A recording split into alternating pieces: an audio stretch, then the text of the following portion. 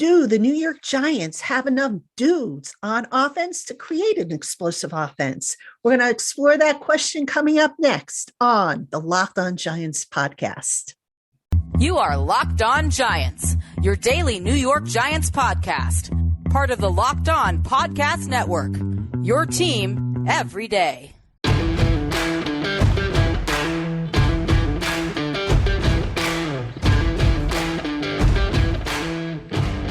Hello, New York Giant fans, and welcome to another edition of the Locked On Giants podcast, part of the Locked On Podcast family, your team every day. I'm your host, Patricia Traina.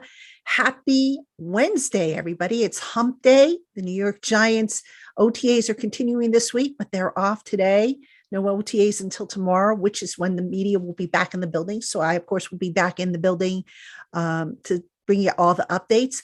But we at the Locked On Giants podcast continue our coverage of off-season topics and stuff that, I find to be interesting. At least I do at any rate. Hopefully you do as well. So thank you for tuning in, making us your first listen of the day, or if watching on YouTube, your first watch of the day. It is appreciated. And today's episode of the Locked On Giants podcast is brought to you by Bird Dogs. Go to birddogs.com/LockedOnNFL. And when you enter the promo code LockedOnNFL, they'll throw in a free custom Bird Dogs Yeti style tumbler with every order. Check them out, folks. I think you'll really enjoy what they have to offer. All right. On today's Locked On Giants podcast, I came across this idea, and I've got to give credit where it's due. My colleague over at Locked On Falcons, Aaron Freeman, came up with this topic, and he put it in our group chat. And I said, I'm going to steal this idea because I really think it's not only applicable to the Giants, but I thought it was a good idea, one that, is worth talking about. And that is to answer the question, do the Giants have enough dudes on offense to turn the offense into an explosive entity? So that's going to be our topic. And this actually kind of fits in well because the question as to whether the Giants have enough, which I'm sure a lot of people are asking, but in terms of timeliness, Boomer Esiason of WFAN's Boomer and Geo show actually had a quote about this, weighed in with his opinion. And he was of the opinion that the Giants don't have enough on offense. And I'm going to read you the quote. Also put it on the screen if you're watching on YouTube here, but Boomer said, look at this, and this is in relation to the skill position players the Giants have. Quote, look at this list. It's not good compared to top 10 teams in the league. That's why they probably felt they had to pay Daniel Jones so soon, end quote. Okay, before I get to the actual question of do the Giants have enough dudes on the team, I want to talk about this quote real quick by Boomer Esiason. Now, spoiler alert, I think the Giants have some question marks that they still need to answer in training camp. But the part where Boomer opines that the fact that they don't have enough guys or enough weapons is why they had to pay Daniel Jones so quickly, so wrong, just not accurate. Daniel Jones's contract was up after last year. So it was either pay him or move on. And the Giants weren't in a position to draft a quarterback. They were drafted, remember, 25th, I believe, or 26th. And they traded up ultimately to get the cornerback, Deontay Banks. So to suggest that, the Giants had to pay Daniel Jones this fast because of, not having enough talent around him, and maybe being afraid that, let's get Daniel on the cheap because he's not going to do much anyway. No, sorry. I'm not buying that one. Not at all. So here we are. Daniel Jones has been paid. He did well with the offense, considering what he was asked last year. But the Giants knew, Joe Shane, general manager, knew they had to get this guy more talent. They just, they had to upgrade. And not just, offensive line, but also receiver, tight end, add a little bit more depth to the running back. Because look, the offense was set to take its next step. So in order to take the next step, in order to open things up, you had to add talent. Last year, we could probably all agree the Giants basically didn't stretch the field very often on offense. They kept everything short to intermediate range. They had success. They were able to, pick up yards after the catch in some spots, but not enough.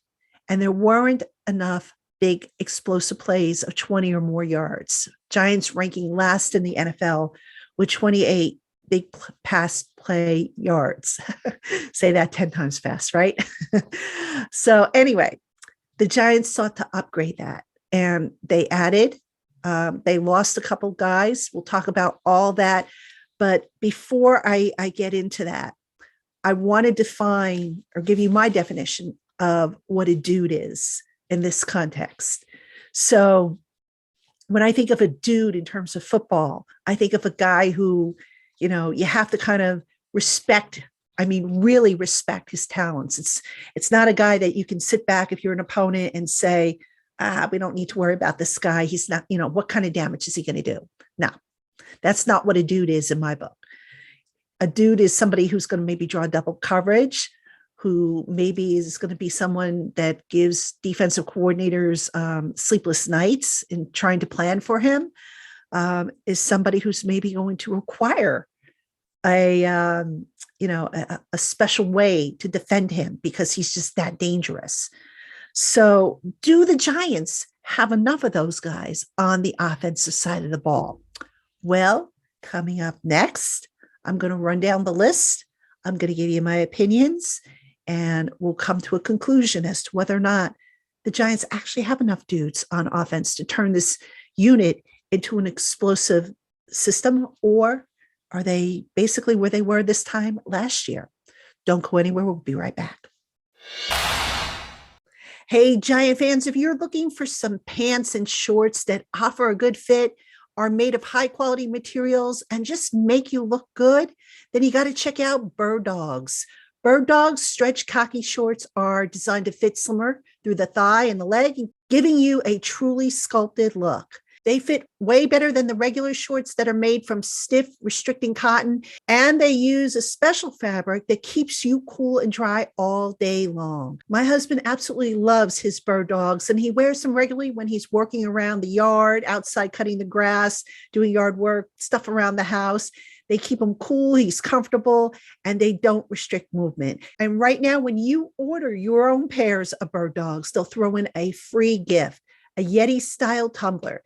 Just go to birddogs.com/lockedonnfl and enter the promo code lockedonnfl at checkout to get your free gift. That's birddogs.com/lockedonnfl for a free Yeti style tumbler. You won't want to take your Bird Dogs off. We promise you that. All right, Giant fans, welcome back to the Locked On Giants podcast. I'm your host, Patricia Traina. Very happy to have you with us. And I want to give a shout out real quick to my everydayers, people who listen to or watch the program every day. I appreciate you. That takes dedication and loyalty. And, as somebody who has those traits or likes to think she has those traits, I certainly do appreciate those. I also want to say hello to all my new listeners. And every day I seem to get, one or two emails or tweets or whatever, say that, hey, I just found your podcast and I love you and I love what you do. So thank you for checking me out here on the Locked On Giants podcast. That is appreciated. And of course, the rest of you guys who have been with me, whether, on and off, or, you've been subscribers or, just following my work, that is appreciated as well. So basically, I love you all, whether you're an everyday or whether you're a first timer, whether you're somebody who pops in and out. I appreciate you. The Locked On Giants podcast really does well. We couldn't do it without you guys. So thank you so much for tuning in. And thank you for your feedback on the program. I believe it's important to reach out to my listeners and see what you guys want, what you don't want, and try to deliver what I can of, what you asked for and what you don't want. So anyway, let us get back to the topic on hand, which is, do the Giants have enough dudes to turn their offense into an explosive one? So to me, in order to have enough dudes, you obviously need to have a good running game. You need to have good receivers, and that includes wide receivers and tight ends. And it also helps if you have a good offensive line, because without a good offensive line, you're not going to be able to do much. And it doesn't matter, who your quarterback is or who your running back is or your receivers. If you don't have a good offensive line who's blocking for the quarterback, who's opening holes up for the running game, then, pick up your ball and go home, because what's the point, right? So let's start with the offensive line. Do the Giants have enough dudes on the offensive line? I think we can all agree that Andrew Thomas is a dude. Left tackle, solid, probably one of, if not top three best offensive tackles in the league right now. Little bit underrated for some reason, doesn't quite get the respect I think he should be getting, but Andrew Thomas is a dude, no question. Left guard. We don't know who the left guard is going to be, the starting left guard is. So that one, I would say that's probably up in the air. That's either going to come down to Joshua Azudu, Ben Bredesen, Shane Lemieux, maybe even Jack Anderson, I think will compete for that position. So until we know who that starter is, we can't really say that there's a dude there. Center, it's John Michael Schmitz or bust. Now, he hasn't taken a snap yet in the NFL, but clearly the best center in the draft. You could make an argument that he's a dude, but if you're like me, you want to wait and see until they actually start taking snaps against live competition in the NFL. But certainly John Michael Schmitz has the makings of being a dude. Right guard, Mark Lewinsky is over there. I don't know if you'd call him a dude at this point. I think Mark Lewinsky, initially when they signed him, he was signed to be a stopgap solution. Could down the line maybe Marcus McKeithen take over that role? Might there be somebody else on the roster? Again, maybe the losers of the left guard competition, maybe they start rotating in with Lewinsky over on the right side. So, yeah, I don't know that you could say that there's a dude at right guard right now. Right tackle, Evan Neal has the potential to be a dude. Didn't show it last year, was inconsistent. But again, to be fair to Evan Neal, he was making the transition from left tackle to right tackle from his last year of college. So the potential's there, but he needs to show it. So I'm not going to say right now that he's definitely a dude. So bottom line on the offensive line, they have two guys I think you can legitimately say are dudes, three where it's up in the air. Yikes. So hopefully the offensive line will, by the time the summer is over, summer training camp is over, hopefully there won't be as many question marks regarding that unit, because as I said, if they don't do their job, if they don't block, if they don't open up holes, then might as well call it a day because it's going to be a long season. All right, let's talk running back. Can we all agree Saquon Barkley, when healthy, is a dude? No question about it in my mind. And, regardless of what happens with the contract, Barkley, as I've been saying on this podcast, he will be on the field opening day, barring any injuries. He's not going to sit out. So is he a dude? Absolutely. He's the type of player that defensive coordinators have to plan for, that can create sleepless nights, that can create fits for the opponent. Absolutely, positively, he is a dude. The guys behind him, Matt Breida, solid, makes the most of what opportunities he gets. I thought he was underused a little bit last year, but I also find it interesting that they only sign him for 1 year at a time.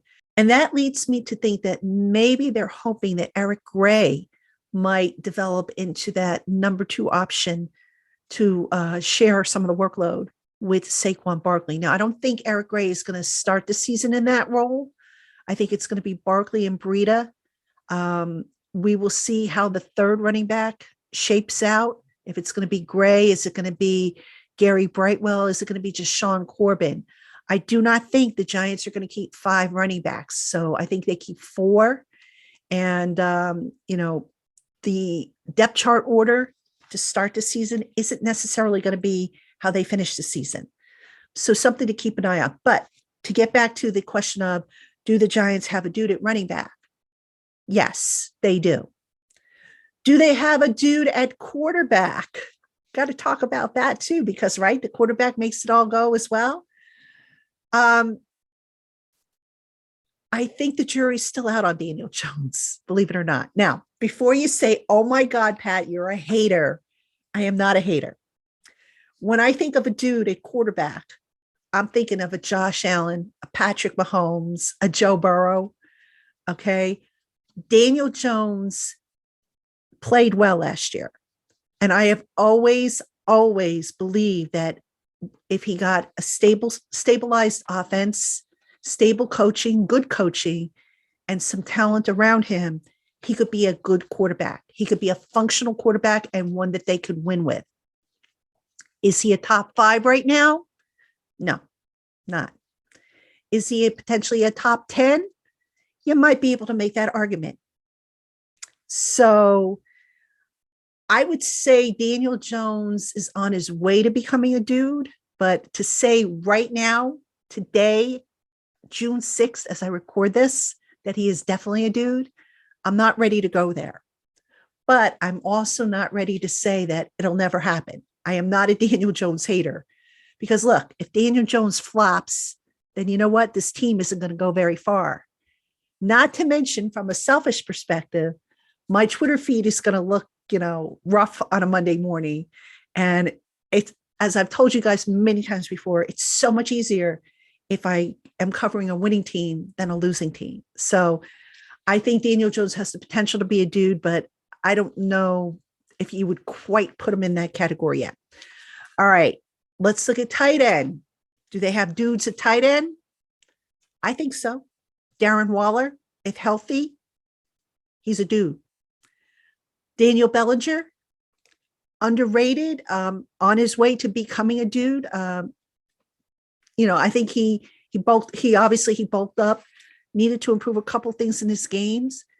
So far, I can't really tell if the improvements have been there, but I think he can be a dude for this team as well. So I'm not overly concerned with the tight end position. I think the Giants really upgraded at tight end and they have dudes there.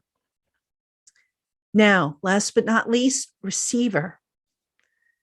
Here's the thing with receiver. Other than Paris Campbell and Jalen Hyatt, the Giants basically have the same receivers as last year. And I think last year we could all agree that there really wasn't a dude on that group. There wasn't a guy that, a true number one receiver that kept defensive coordinators awake at night. There weren't very many guys that I think you saw double teamed a whole lot. Maybe down the stretch you did, but, not on a consistent basis. I think we can all agree that offensive coordinator Mike Kafka got a lot more out of that lemon, squeezed a lot more juice out of the lemon than we all thought maybe was possible. So again, other than the fact that they added Paris Campbell and Jalen Hyatt and lost Richie James, we're talking the same group as last year. There was not a number one receiver to be had this year in the draft, and certainly not a number one receiver that really changed hands. And I know some of you were saying, well, what about DeAndre Hopkins? Well, Giants just, I don't think are in that race right now. I don't think they ever really were in that race. So it's going to come down to the magic of Kafka and head coach Brian Dable and how they get the most out of what they have. Now, I mentioned Darren Waller before. Darren Waller, even though he's the tight end, is the de facto number one receiver on this team. He's the guy I think the offense is going to revolve around, that if he can go up the middle and draw in double coverage and draw in some of those defenders, maybe that opens things up for the guys on the outside.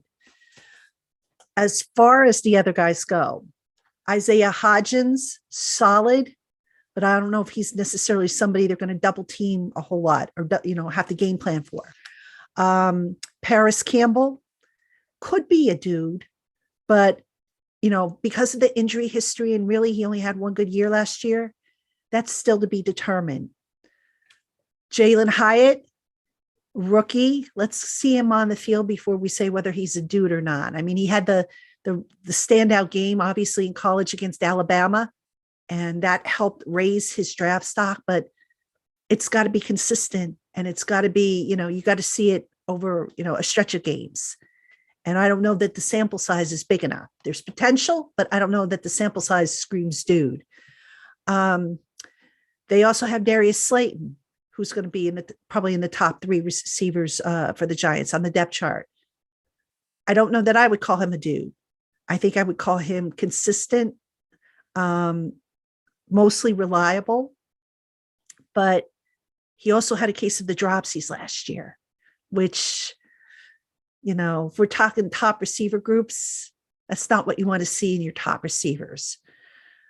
Now, there's some other guys on the Giants at receiver. They have, I think, about 12 or 13, something like that, receivers, like Colin Johnson. I know a lot of you are high on him.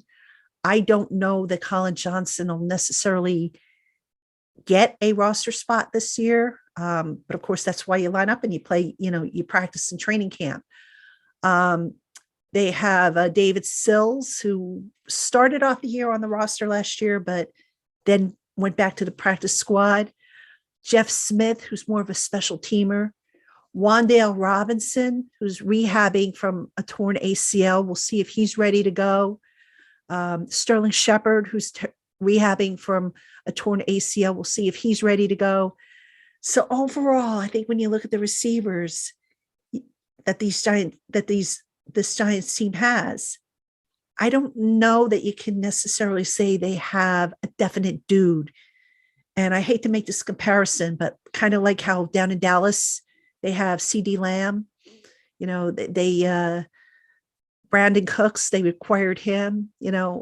I just don't think the Giants receivers, as of right now, and what we know of them, I don't think they're on par with Dallas. They're certainly not on par with the Eagles, who have A.J. Brown, Devonta Smith. I just don't think they're on the same plane. Can they get there? Yes. But right now, based on what we saw last year, So that being said, do the Giants have enough dudes? Is Boomer Esiason right? I think yes and no. Yes, in that the receiver group is still a bit of a question mark.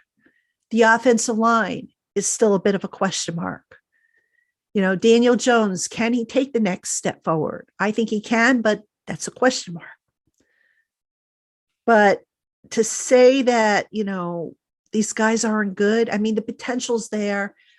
I know you don't place bets on potential, and you don't, build your house on a sand base, which is what potential can be. You want something a little more solid. But look, what gives me hope that the Giants are going to be okay on offense, that they're going to be more explosive, is the coaching staff.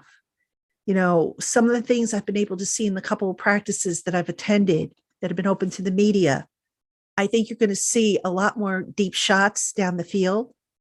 It's not going to be like, a crazy number, but I don't think they're going to be as conservative, because now they got guys that can stretch the field. And if everybody comes together, if everybody develops, and there are going to be weak links on this offense. Let's not kid ourselves. There's always going to be weak links on every team. But if the Giants can minimize them, I think this offense is going to be something special to watch and a lot more explosive than it was last year. All right, coming up next, some final thoughts, and then we'll call it a show, so don't go anywhere. All right, Giant fans, welcome back to the Locked On Giants podcast. I'm your host, Patricia Traina. Thank you so much for being with me. And I have a few final thoughts before we wrap up today's podcast about this whole question about whether the Giants have enough guys, or enough dudes, I should say, to really take this offense to the next level. Okay, so here's the thing. If we go back to last year, we know the Giants were good in the red zone. I think we can all agree on that. The problem for the Giants offense was getting to the red zone. When you look at kicker Graham Gano and the number of long distance field goals he had to attempt, that should tell you something. I mean, ideally, when you have your field goal kicker, you want him to have as short as attempts as possible, as many short attempts as possible. And I don't think that was necessarily the case with Gano, which meant that drives were stalling before they hit the red zone. So I do think that given the addition the Giants have made on the offensive side of the ball, they put themselves in a better position to get into the red zone, where again they were so good last year. The key, as with anything, is will these guys stay healthy? Because, okay, here's the thing. If Darren Waller has injury issues again, Daniel Bellinger will step in and he'll do a good enough job, but he's not Darren Waller, not quite the same athlete. Jalen Hyatt will contribute on a spot basis, but if he gets hurt and they have to, rely on, say, for example, Jeff Smith, not the same athlete. Coaches always say, next man up, next man up. Okay, great. Yeah, you're going to have the next man up. But don't tell me that the guy who's behind a starter on the depth chart has the same skills and abilities as the guy he's replacing. There's a reason why guys are starters. There's a reason why certain guys play more often than others and why some guys don't play. So don't feed me that line that, we're not worried because so-and-so is going to be able to step in for our injured starter. No, doesn't work that way. Not quite. So overall, the coaching staff, like I said, reason to be optimistic that the Giants will be more explosive. And speaking of which, not just the design of the offense and what they're able to do, but the fact that this coaching staff, I mean, when you look at the individual play at certain positions, like I'll go back to the receivers for a minute. They did a great job coaching these guys up on the fundamentals, on the little things that they needed to do to be successful. So that kind of gives you reason to hope that maybe the Giants will indeed have a more explosive offense than they did last year. It's all contingent, obviously, on health. That's what the spring is for. Right now, the spring is also, they're experimenting with different looks, and there have been quite a few interesting looks, to say the least. I know I've talked about some of those in my OTA reports, and I will continue to look for some of those in OTA number, what are we up to? Number 9, it'll be, I think, on Thursday. So, yeah, I would say overall, folks, I'm optimistic, even though ideally the Giants don't have dudes at every single spot that they need to have them, that they have some question marks still that need to be answered. I have faith, and I hope you do too, because that's all we've got to go on right now until we see otherwise. All right, Giant fans, that's going to do it for us here on today's Locked On Giants podcast. Thank you so much for tuning in, making us your first listen of the day, or if watching on YouTube, your first watch of the day. I'll be back tomorrow with a brand new episode of the Locked On Giants podcast. Until then, have a great one, everybody.